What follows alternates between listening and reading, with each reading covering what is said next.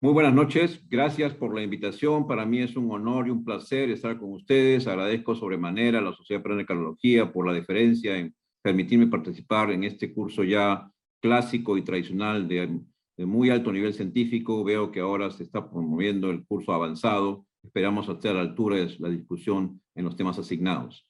Se me ha consignado para esta noche uno de los capítulos probablemente más cuestionables porque la evidencia está creciendo y esperemos de que tengamos mucho más información para ser categóricos. Me refiero propiamente a insuficiencia cardíaca en el contexto de fibrilación auricular.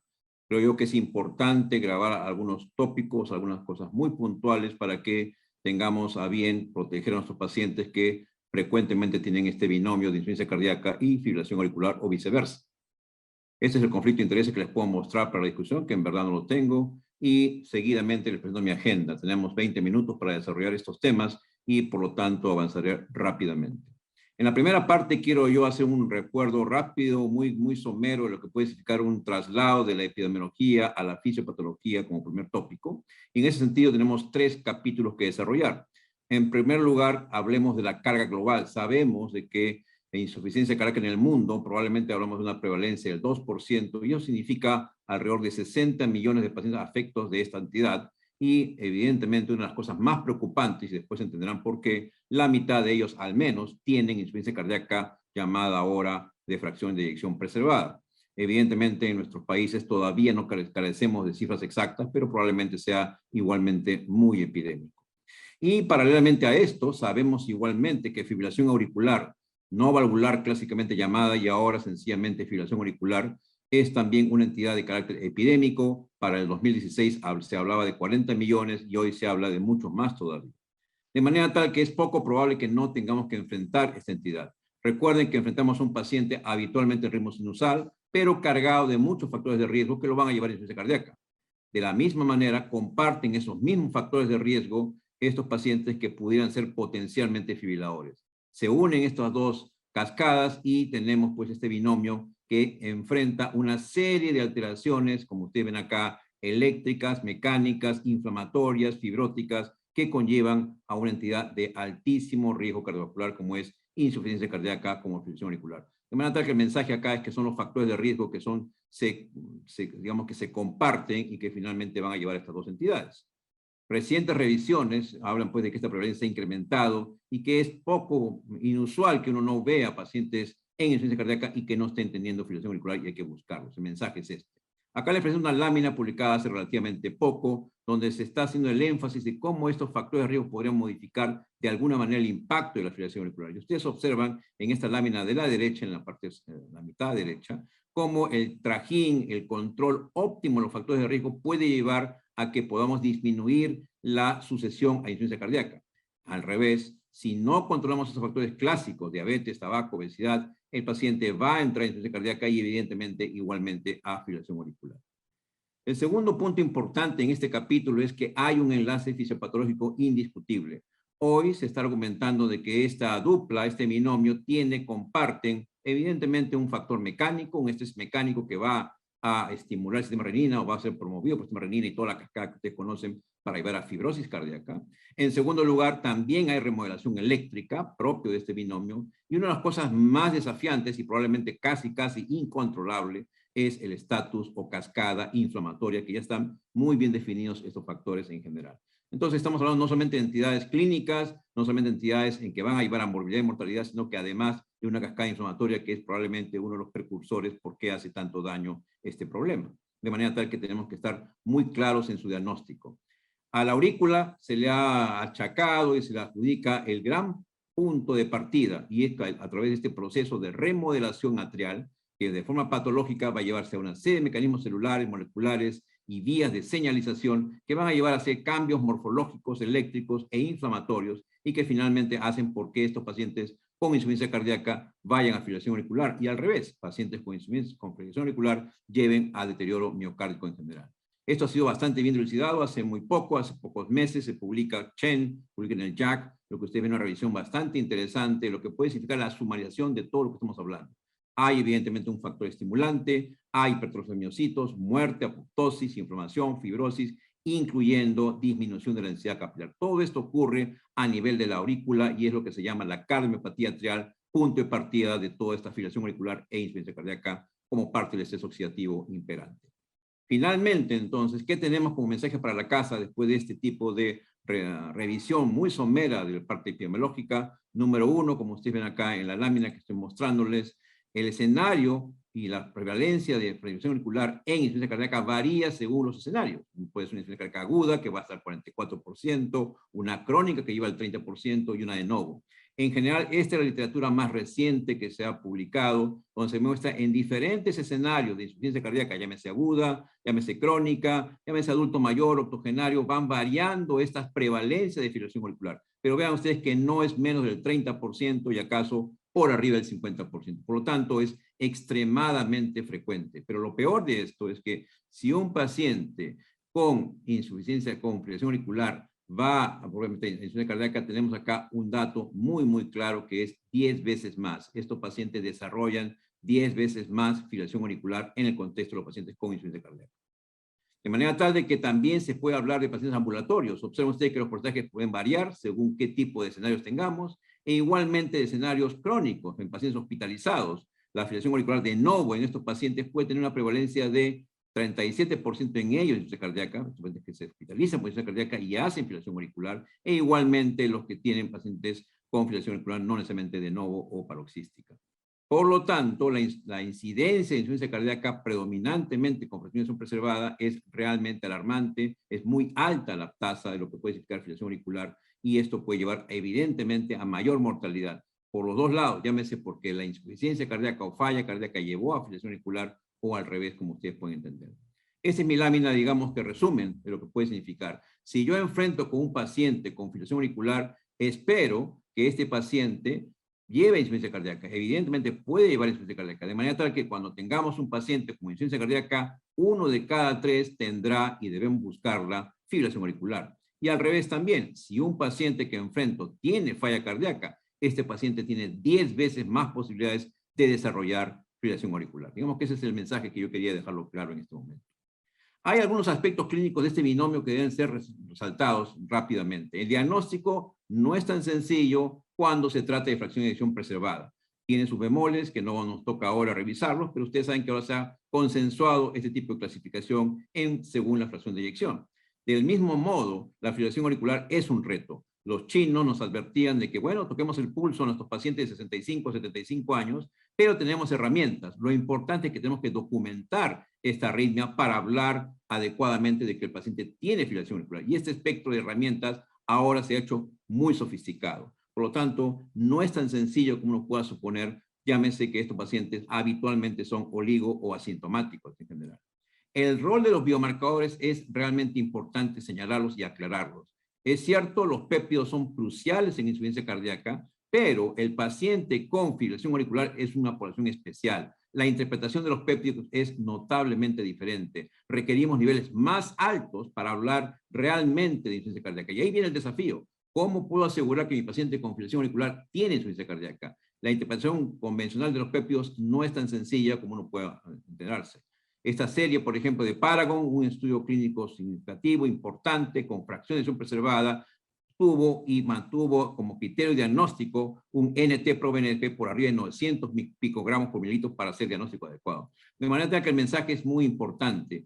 Diagnosticar fibrilación auricular, realmente un reto, pero aclarar de que ese paciente tiene además insuficiencia cardíaca es doble reto, y si echamos mano de los péptidos tenemos que interpretarlos adecuadamente en general. Y muchas veces debemos recurrir a muchos algoritmos muy sofisticados, con muchos marcadores y con muchos elementos diagnósticos sumamente complejos para aseverar que tiene insuficiencia cardíaca con fracción de eyección preservada. Evidentemente, la fracción de eyección disminuida es mucho más sencilla de poder diagnosticarlo. La relevancia del fenotipo de insuficiencia cardíaca es importante, ciertamente. Los pacientes que hacen insuficiencia cardíaca y hacen un stroke isquémico, ¿a qué conlleva esto? A estudios muy claros y muy antiguos mostraron de que habida cuenta de que el paciente hace insuficiencia cardíaca tiene 17 veces más riesgo de un stroke en los siguientes 30 días, inclusive puede alargarse hasta los siguientes 5 años. Y de la misma manera, un stroke post insuficiencia cardíaca conlleva 2 veces más mortalidad versus un sujeto que no hace stroke. Por lo tanto, hay que estar muy alerta a estos pacientes que tienen insuficiencia cardíaca y hacen stroke. Igualmente, series muy convencionales hablan de un riesgo de stroke inminente en pacientes con falla cardíaca en general. El binomio, entonces, es un reto, conlleva a alta prevalencia, ustedes observan acá las láminas, tanto en fracción reducida como en fracción preservada, hablamos de prevalencias por arriba del 50 a 60%, indudablemente, y eso va de la mano no solamente con prevalencias altas, sino con mortalidad, con strokes, con TIA e insuficiencia cardíaca galopante y mayor deterioro. Esto mismo se ha ido evaluando a través de diferentes tipos de insuficiencia cardíaca, como ustedes ven acá, y evidentemente aquellos pacientes con falla cardíaca y fracción de eyección reducida tienen mucho más tasa de stroke y mortalidad. Se habla que ahora tienen 8 veces más y una tasa de mortalidad de sangrado 10 veces más comparativamente a una falla preservada. Evidentemente no quiere decir que los pacientes con falla cardíaca con fracción de eyección preservada no lo tengan, pero ciertamente comparativamente los primeros tienen mucho más tasa de embolismo. Y esto ha sido evaluado a través de muchos ensayos clínicos de intervención con los nuevos anticoagulantes en general. De manera tal que estamos muy alertas a eso. Definitivamente, este binomio conlleva a más mortalidad y mayor tasa de stroke, sin lugar a dudas. ¿Qué cosa tiene esa relevancia del fenotipo? Esta vez al revés. Ya no el fenotipo de insuficiencia cardíaca, sino el fenotipo de fibrilación auricular. Y evidentemente también es relevante. Curiosamente, la fibrilación auricular paroxística conlleva a más riesgo en pacientes con insuficiencia cardíaca. Definitivamente conlleva a mucho más tasa de stroke, a mucho más deterioro por su falla cardíaca. A diferencia de los pacientes que no tienen fibrilación auricular paroxística, o inclusive el otro punto álgido son las fibrilaciones auriculares de novo, propiamente como uno de los álgidos puntos. Y ustedes ven acá en series clásicas con fracción de eyección reducida, la fibrilación auricular paroxística es justamente una de las más prevalentes en que pueda haber para este tipo de insuficiencia cardíaca y van variando según el fenotipo de fibrilación auricular. ¿Qué pasa con el CHA2-VASc, con los que usamos comúnmente para estratificar a nuestros pacientes? ¿Sirve o no sirve? La verdad es que subestima. Sabemos que uno de los componentes del CHA2-VASc es insuficiencia cardíaca, evidentemente. Es un clásico puntaje de 1 para anticoagular. Pero se ha reportado que este CHA2-VASc subestima el riesgo de embolismo. Series interesantes como la PREFER, publicada hace varios años, mostraron de que los pacientes, como ustedes ven acá, con CHA2-VASc increciendo, que son los típicos falla cardíaca con más de fracción de más del 60%, sin embargo, cuando uno evalúa la tasa de stroke, tiene mucho menos tasa de stroke. Entonces, el CHA2-VASc nos está desorientando, no es tan exacto en estos pacientes con falla cardíaca. La tasa anual se incrementa en la medida que la fracción de eyección se reduce. Ya hay una proporción ya conocida de manera interesante. Por lo tanto, mucho cuidado con los pacientes con falla cardíaca disminuida, que son los que tienen evidentemente mucho más tasa de stroke y mucho más carga de morbilidad y mortalidad. Hay otros factores independientes importantes que podemos citarlos en general. Es un registro interesante, recientemente publicado, donde claramente se ve que justamente porque no reconocemos en la falla cardíaca preservada, justamente no anticoagulamos. Y ese es uno de los grandes problemas que hay. Debemos estar atentos porque estos son los pacientes con falla cardíaca y fracción preservada justamente son los que también embolizan. Y como uno no detecta que tienen esa falla cardíaca porque no es tan fácil hacer ese diagnóstico, tenemos que estar alertas de que estos pacientes van a también embolizar. Por tanto, el fenotipo sí importa y tenemos que ser muy precisos al respecto. ¿Qué hay con warfarina propiamente para estos pacientes, para este grupo de pacientes y el TRT? Tenemos malas noticias. Nosotros que trabajamos en hospitales de Minsa tenemos que echar mano de warfarina, pero la verdad del asunto es de que este es un problema serio. Ya la warfarina per se es difícil de manejar. Lograr TRTs óptimos no es tan fácil y justamente se ha visto una proporción. A mayor CHA2-VASc o CHA2-SCORE, como se ven ustedes acá, menor será el éxito que yo tenga en TRTs. Eso se conoce perfectamente. Y justamente uno de los predictores más fuertes, más potentes para decir que no vamos a obtener un TRT adecuado, que sabemos que es el 70%, es insuficiencia cardíaca. El OR es 1.4 propiamente.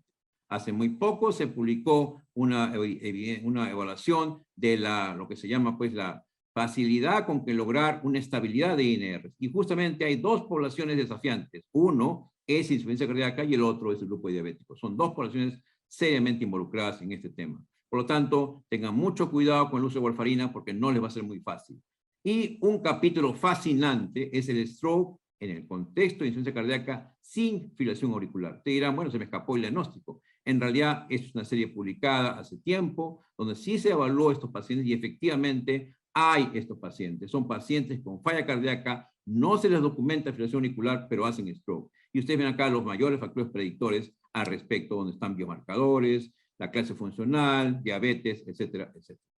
¿Qué tenemos de anticoagulación al respecto en el 2022? Puntos muy claros. Definitivamente los directos son de elección, ya ustedes los conocen perfectamente, es una familia novedosa, aunque ya no tan novedosa porque tiene varios años, más de una década fácilmente en lo que significa el trajín de nuestro arsenal terapéutico, y básicamente en nuestro medio tenemos 3 de ellos que actúan de manera directa. Hoy se les conoce como agentes directos. Las guías los promocionan de primera elección en FA no valvular, en FA valvular en ciertos escenarios, tromboembolismo venoso y en fibrilación auricular más enfermedad coronaria como usted conoce. Pero el espectro al 2022 se ha ampliado. Hay muchos más escenarios prometedores, interesantes para el uso de estos agentes en general.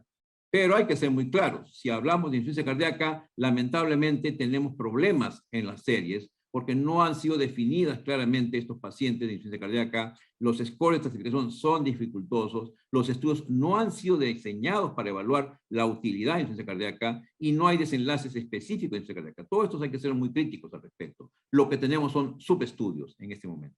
Los estudios pivotales que ustedes conocen muy bien, RELIGHT, Aristotle, Rocket y ENGAGE, todos ellos evaluaron los principales agentes anticoagulantes directos, donde había una gran población de fracción de eyección disminuida, o sea, falla cardíaca con fracción de eyección disminuida. Y de ahí se pudo obtener información interesante, igualmente con clase funcional. ¿Cuál fue la respuesta al respecto? Que fueron altamente competitivos, al menos no inferiores en lo que significa desenlaces de eficacia. Ustedes lo ven acá en esta resumida tabla, lo que puede significar el efecto de dabigatran, apixaban, rivaroxaban y edoxaban, son realmente competitivos. Pero donde sí destacan sobremanera es en su tasa de sangrado, indiscutiblemente mucho menor en general. De manera tal que ya se conocen algunos tips. Dabigatran mostró una eficacia y seguridad no diferente entre fracción de eyección disminuida o no disminuida. Apixaban fue superior a warfarina. Rivaroxaban mostró una eficacia similar y edoxaban, que no tenemos en nuestro medio, también mostró eventos embólicos reducidos. Eso es lo que teníamos desde el punto de vista de los estudios pivotales. Tenemos que echar mano entonces de metaanálisis. ¿Qué nos dicen los metaanálisis al respecto? Se ha evaluado con dosis únicas tipo rivaroxaban, con dosis altas cuando dabigatran 150 BID o con dosis baja inclusive, y en todos ellos uniformemente, como metaanálisis, se ve claramente que hay una disminución ostensible de la tasa de strokes, la tasa de sangrado mayor y la tasa de sangrado intracraneal del orden del 50%. Eso es lo que menciona un metaanálisis clásico de Sion en el 2015. Progresivamente se presenta otro de Savarese en el 2016, donde también se evalúa el mismo tema, y lo que se muestra ahí claramente es que no es inferior a lo que significa eventos embólicos, pero sí bastante interesante en lo que significa sangrado. El sangrado disminuye ostensiblemente en estos pacientes. La mortalidad ciertamente no fue impactada de manera sostenida. De cualquier manera, el mensaje es este. Contra warfarina, estos agentes disminuyen el stroke acaso tan bien como warfarina y eventualmente mejor, pero en el sangrado indiscutiblemente son importantes y clásicos. Nuevamente Savarese muestra entonces esta tasa. La tasa de stroke baja 14%, sangrado mayor 23%, sangrado intracraneal casi 60% y cualquier sangrado 11%. Y finalmente, estudios mucho más recientes, como el ISNAR, igualmente muestra un factor bastante favorable a favor de la seguridad. El último metaanálisis mostrado por Amin en el 2019, donde se evaluó miles de pacientes, cientos de miles de pacientes, se evaluó y se vio claramente, en este caso, con muchos más pacientes, un impacto interesante de apixaban. Apixaban fue el único que pudo tener impactos en todos los niveles, en lo que significa stroke y evidentemente sangrado, como ya se conocía en general, y ustedes ven en la lámina claramente, comparativamente con los otros agentes anticoagulantes. En el mundo real, lamentablemente, hay una inercia. A pesar de este tema de que este binomio es altamente mortal y de alta morbilidad, lamentablemente la inercia médica hace que mucha gente todavía se rehúse a usar en falla cardíaca estos tipos de agentes. Y hay muchas series publicadas, como ustedes ven acá, una de ellas, en donde la insuficiencia cardíaca fue justamente un argumento para no usar y usar más bien warfarina. Y esta es otra serie más, y muchas series más de hospitalizados con registros únicos o registros multicéntricos, en donde la tasa todavía no dispara y no crece de manera enérgica. El riesgo adicional es que uno usa o tiende a usar dosis inapropiada y una reducción que puede ser peligrosa y no protectora. Finalmente, hay escenarios en el futuro cercano muy interesantes, Este es un tema ya para nuestro fisiólogo, que probablemente el doctor Salinas va a discutir este tema en lo que significa ablación en fibrilación auricular, y ciertamente se muestra como algo atractivo. Podría ser interesante el uso de estos agentes en este escenario en general. Y una de las cosas que también se ha documentado es la utilidad en la presencia de trombos. No es inusual que un paciente con falla cardíaca y evidentemente cardiopatía isquémica probablemente haga trombos. Y sí hay una serie publicada hace muy poco, en 2021, por Kumar, donde se evaluó justamente la utilidad de estos agentes en mortalidad, en resolución del trombo de manera interesante y que evidentemente mucho menos sangrado en general. No me alcanza el tiempo para discutir las comorbilidades. Estos pacientes con insuficiencia cardíaca tienen muchas comorbilidades y ahí hace que sea mucho más prevalente todavía la fibrilación auricular. Y doy paso a mis mensajes finales y reflexiones finales al respecto. Número uno, evidentemente hemos hablado mucho de la miopatía atrial como uno de los agentes más importantes fisiopatológicamente hablando que nos va a llevar a falla cardíaca. Empezamos con un estadio de inflamación, de factores de riesgo, de fibrosis, para que finalmente haya un escenario protrombótico y finalmente el paciente embolice. Eso es una de las cosas que hay que entender bien en estos pacientes con falla cardíaca en general. Lo importante es que estos factores de riesgo son compartidos. Por lo tanto, es esperable que hagan fibrilación auricular, es esperable que hagan falla cardíaca, y unidos, lamentablemente, implicarán mucho más morbilidad y mucho más mortalidad. Por lo tanto, hay que estar atentos a estos diagnósticos y tratar de enfrentarlos. El segundo mensaje es que entonces hay que hacer todo el esfuerzo por hacer un diagnóstico apropiado de falla cardíaca, cuidado con la preservada, un diagnóstico apropiado con la fibrilación auricular, cuidado con la subclínica, de manera tal que si tenemos unidos estos dos diagnósticos, tenemos que ser enfáticos. Y lo único que ha podido aquí jugar un rol impactante en mortalidad sigue siendo anticoagulación. Y debemos instalar la mejor estrategia de anticoagulación posible para evitar mucho menos eventos embólicos. Y no olviden que no solamente hablamos de embolia, hablamos de mortalidad. Además de otro tipo de estrategias que no tienen el caso ahora discutirlas. De hecho, es un tema sumamente importante. Estos pacientes tienen un riesgo indiscutible de mortalidad incrementada. No hay duda de eso. 4 a 5 veces más y hasta 9 veces más de mortalidad, y eso hay que tenerlo muy claro con factores predictores conocidos en general. Y mi tercera y última reflexión importante es que hay muchas guías, ustedes tienen acá todo el pasaje de muchas guías al respecto. Propiamente no tenemos guías para acá en este contexto basadas en evidencias específicas para ellos, pero estos agentes ya tienen una historia importante, son agentes de primera elección, fueron sintetizados 20 años atrás de los estudios pivotales y han mostrado indiscutiblemente un impacto en lo que significa seguridad, y eso es lo más importante. Las indicaciones son muy claras, están muy consensuadas propiamente, y evidentemente este escenario es un escenario de primera elección. De cualquier manera, está en cada uno de ustedes evaluar el beneficio neto, es decir, riesgo de sangrado y riesgo de evitar eventos trombóticos. De manera tal que según ese pensamiento, según esa reflexión, tomarán ustedes su mejor decisión. Y no olviden que los pacientes con insuficiencia cardíaca son de alta mortalidad, de alta morbilidad, no responden tan fácil a warfarina, ciertamente tienen mucho más comorbilidades, y cuidado con las FA paroxísticas, cuidado con las FA subclínicas que no pueden ser diagnosticadas, cuidado con la insuficiencia cardíaca con fracciones preservadas que son también embolizantes y no son tan fáciles de diagnosticar en este contexto. Con eso quiero agradecer mucho la diferencia de haberme invitado y espero estar atento a las preguntas después de la mesa que podamos discutir. Muchas gracias por su atención.